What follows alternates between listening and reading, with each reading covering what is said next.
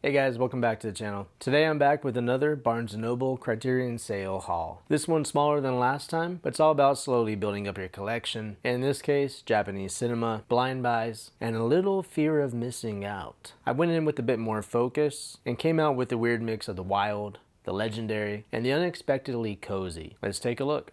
First up is Eclipse Series 37, When Horror Came to Shochiku. I've had my eye on this for a while, and with the Eclipse series seemingly being phased out, some volumes are already out of print on the Criterion site, I decided to grab some of these before they disappear. It's also just a fascinating oddity in Japanese genre cinema. Shochiku, the studio known for their classy humanist dramas like Tokyo Story, went totally off the rails in the late 60s and made 4 bizarre, low-budget monster and horror films. So let's break them down real quick. The first is the X from Outer Space. This one's absolutely wild. A spaceship returns from Mars with a sample that turns into a giant beaked kaiju. It's like they saw Godzilla and thought, what if we gave him chicken DNA and dialed it up to an 11? It's campy, colorful, and pure tokusatsu mayhem. Next up is Gokei, Body Snatcher from Hell. Easily the most visually striking film in the set. It starts like a disaster movie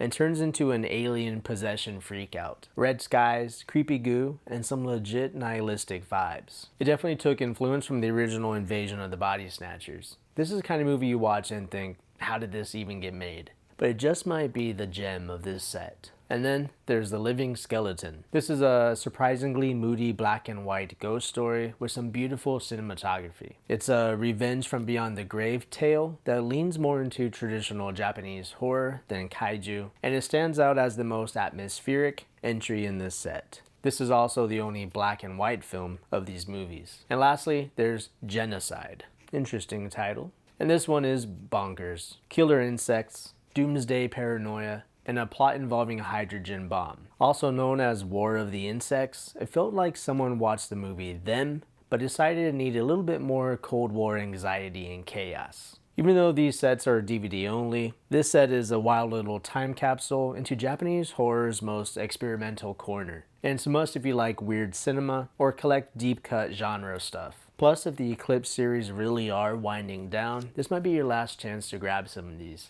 Let's see what I got next. Next is another Eclipse set, Eclipse Series 23, the first films of Akira Kurosawa. This one was definitely more my fear of missing out pick. I think this one's already marked out of print on the Criterion website, so finding it still on the shelves at Barnes & Noble felt like a lucky break. Kurosawa's name is legendary, of course, but these early films don't get as much love, and they really should. So let's see what we got. First is Sanshiro Sugata. This is his debut film, and it's a solid martial arts flick with strong character development. You can already see a little bit of Kurosawa's style developing, especially in how he films movement and emotion. And then there's The Most Beautiful. This is a propaganda film on the surface, but Kurosawa's attention to realism and everyday detail makes it far more interesting. It's a rare World War II era drama that focuses on women and shot on location in an optics factory. And then there's Sanshiro Sugata Part 2. This is a sequel that Kurosawa admittedly didn't want to make, but even so, it's got some entertaining moments and action. Not essential, but a fascinating continuation of the original. And lastly, we have The Men Who Tread on the Tiger's Tail. Adapted from a classic No and Kabuki story, this one's tightly paced and feels a little bit like a chamber thriller. It was actually banned for a little bit in post-war Japan, which only adds to the intrigue.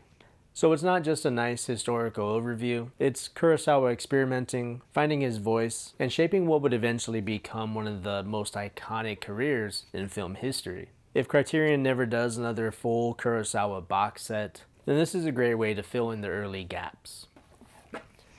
And now for something completely different, Local Hero. Back to the Blu-rays. I knew nothing about this one, except that I read that a lot of people called it their comfort movie. And honestly, I can see why. Local Hero follows a Texas oil exec sent to his quiet Scottish village to buy up land for a refinery. Instead, he slowly falls in love with the town, the people, and the slower pace of life. It's supposed to be pretty witty, warm, and full of that dry British humor that sneaks up on you. Plus, this release is packed with extras. Interviews, behind-the-scenes docs, commentaries, Criterion went all in on this one. And for those days when you just want to watch something that makes you just feel good, Local Hero seems like the movie. Next, Blue is the Warmest Color, also on Blu-ray. Now this is also a blind buy, but I've heard too much about it to ignore. It's a coming-of-age romance that got a ton of praise and some controversy when it won the Palme d'Or at Cannes. The film is known for its raw, emotional depth, not just the romance, but the growth, confusion, and fallout of the first love. The special features, however, on this one are pretty light. Almost nothing, just a trailer and a TV spot. But the transfer is strong, and Criterion includes a thoughtful essay. I'm looking forward to finally crossing this one off the list. Alright guys, that wraps up my second Criterion sale haul of the season. Again, all of these are 50% off thanks to Barnes & Noble. And if you're a premium member, you're really stacking up the rewards, which only adds fuel to the fire. So whether you're grabbing blind buys or hunting down out-of-print gems, these sales are always dangerous, but in the best way. I might be done with the sale for now, but I noticed Barnes & Noble also has 50% off Radiance films right now, and I already got some of those on the way. So keep an eye out for that video. Thanks for watching, and let me know what you've been picking up from the sale. See you on the next one.